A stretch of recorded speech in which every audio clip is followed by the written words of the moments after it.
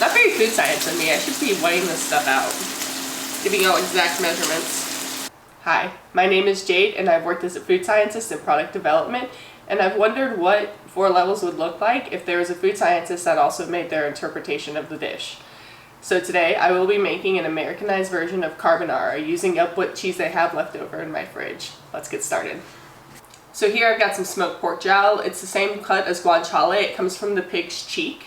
This was at my local grocery store and I've never seen it before, so I decided to give it a try in this recipe.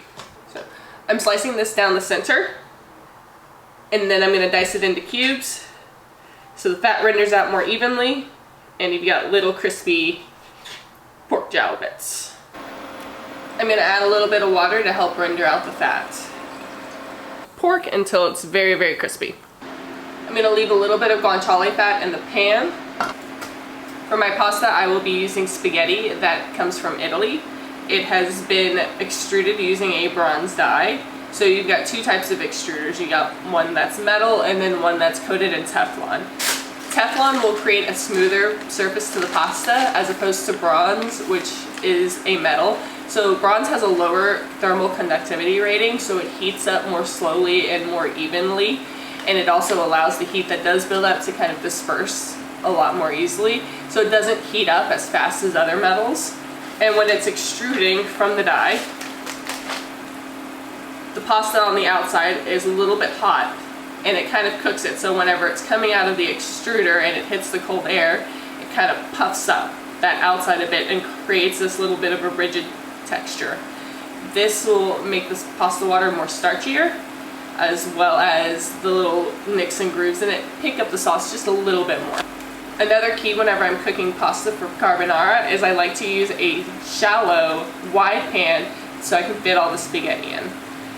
The reason being is this will produce a much starchier water. That starch is going to help us with the egg proteins later on. Water will help to disperse those egg proteins, making them far and few in between, so whenever they do start to coagulate, they're not coagulating together. As well as the starch in the pasta, the amylose, what'll happen is it'll interfere and the amylose will kind of get in between the proteins and prevent the proteins from clumping and bonding together as well. Those are 2 crucial factors to making a carbonara that's creamy and not one that ends up curdled. Now they say you want pasta that's salty like the sea. You really don't want it that salty, but I usually like to make it to where I think the water tastes just perfectly salted, because whenever you add the pasta to it, it's going to absorb some of that salty water, but it's also going to balance out with the wheat. I mean, since I'm using the pork jowl, which is heavily salted, parmesan, which is also heavily salted, those 2 should help balance out the seasoning and make sure that the noodles get a little bit more of that salt.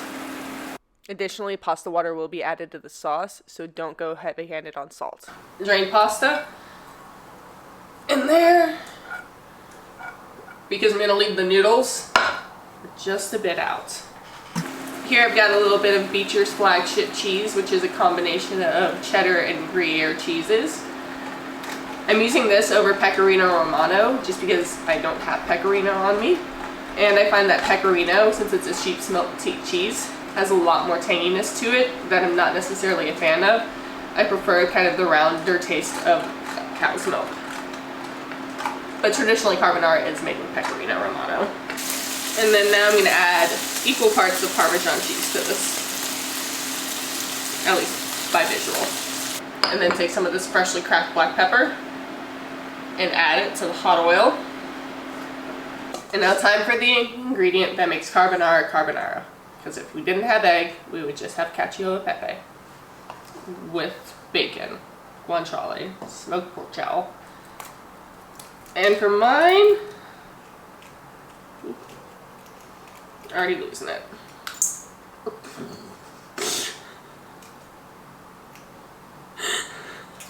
I wanted to be different than the other 3 chefs, so I went with the French hollandaise method by whisking egg yolks over a double boiler till they slightly cooked, adding in cheese and pasta water, whisking that until it melted, then slowly drizzle in the pork jowl fat that we used earlier for rendering.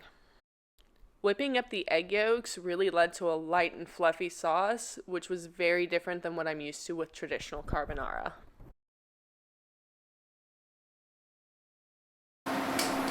Pasta goes in. And while I'm here, just a little bit more black pepper.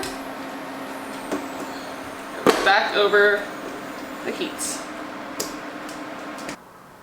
Top it off a little bit more.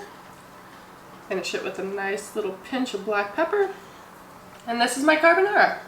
This is by far the best carbonara I've ever made. I mean, just wait for the end. Look at the smile on my face. Making it like a hollandaise really lightened it up. You would not think that it is as heavy as it is. The crispiness of that pork jowl really adds a little bit of a different texture. It's nice from the soft pasta and the creamy sauce. Even though I did go a little overhand on the pasta water, it still turned out really nice and creamy.